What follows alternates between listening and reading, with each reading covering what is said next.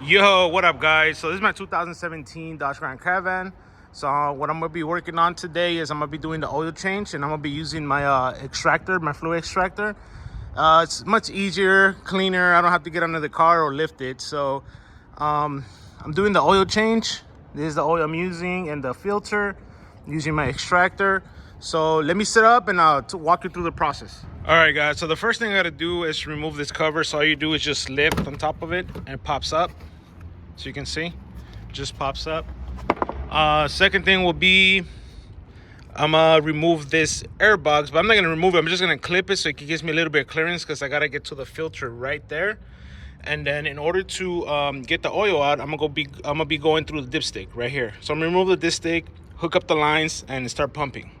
All right, guys, so I'm ready to start pumping. I got the hose in already in the dipstick tube. And in order to get to the filter, I disconnected this box. So there's 3 clamps, 1, 2, 3. So you just unclip them, and I undid this hose right here. I mean, this clamp right here and this hose. So once you do that, this comes off, and it gives you enough space to get the filter out. For that one, you need a number 24. Right there, and it gives you enough space. And for the clamps, I use this type. I use my drill, and then with this flexible.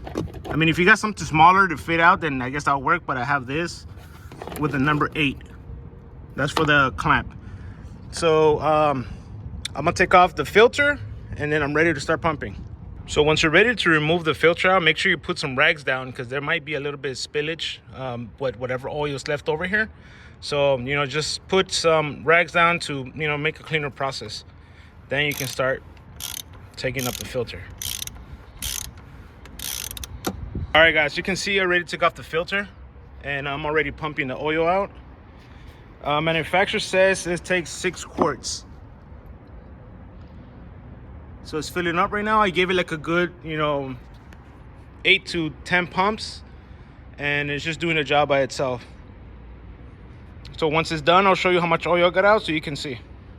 All right, guys, so the new oil filter comes with its own new O-ring. So what you gotta do is get under here, get the O-ring out, and then just pull straight up. And like that, you can just set the new filter in and put the new O-ring on.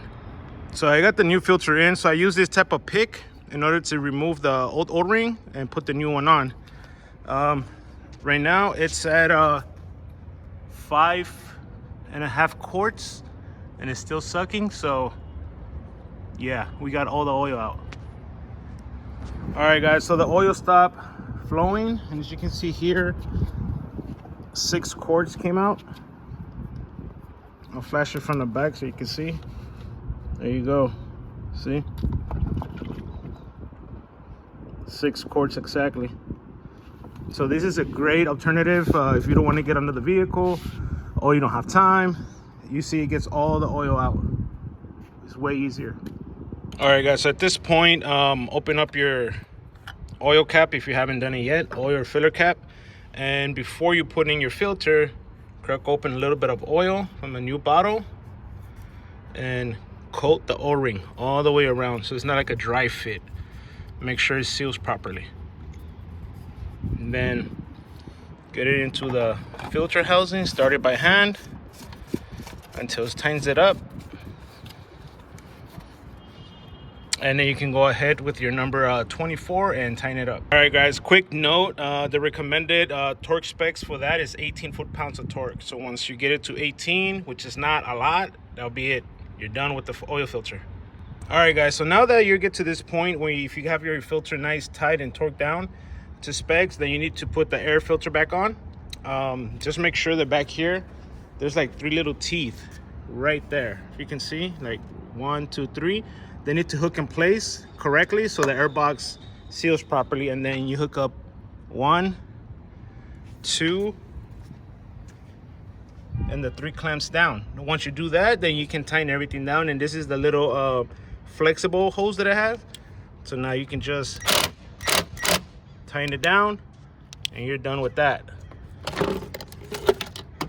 So easy, and makes the life just easier. So now it's left is just to throw the oil in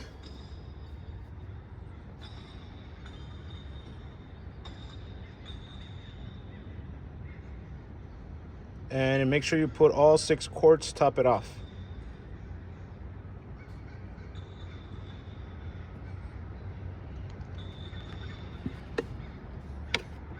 All right, guys, so now that you topped off all the oil, make sure you put your oil cap on.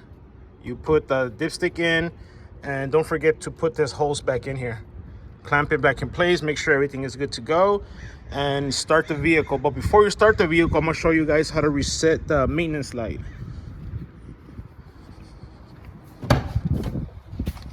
So what you gotta do, you gotta come into your vehicle, right?